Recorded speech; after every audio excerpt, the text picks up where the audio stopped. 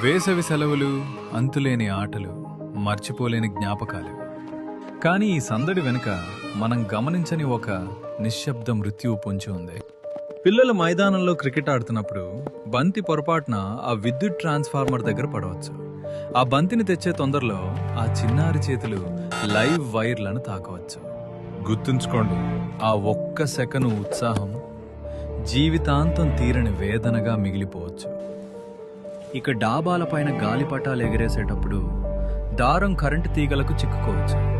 ఆ గాలిపటాన్ని తీయడానికి పిల్లలు పొరపాటున ఇనుప చువ్వలను గాని తడి కర్రలను గాని వాడితే ఆ తీగల్లో ప్రవహించే వేల వోల్టుల విద్యుత్తు వారి ప్రాణాలను నిలువునా హరిస్తుంది. విద్యుత్తు ఎప్పుడు రెండో అవకాశం ఇవ్వదు. దాగుడు మూతలు ఆడుతూ పిల్లలు నిర్మానుష్యంగా ఉన్న బిల్డింగుల్లోకి వెళ్తుంటారు. అక్కడ నేల మీద తెగిపడిన కరెంటు వైర్లు ఉండొచ్చు. కనీసం చెప్పులు కూడా లేకుండా ఆడుకునే ఆ పసిపాదాలు తెలియక ఆ తీగలపై అడుగు వేస్తే ఆ ఒక్క అడుగు వారి జీవితంలో ఆఖరి అడుగు కావచ్చు. పిల్లలకు భయం తెలియదు, కానీ మనకు బాధ్యత తెలుసు. విద్యుత్తు శక్తివంతమైనది, దాన్ని గౌరవించండి. మీ పిల్లలకి ఈ ప్రమాదాల గురించి ఈ రోజే వివరించండి. ముందు జాగ్రత్తే మన ప్రాణాలకు రక్ష. సురక్షితంగా ఉండండి, మీ కుటుంబాన్ని కాపాడుకోండి.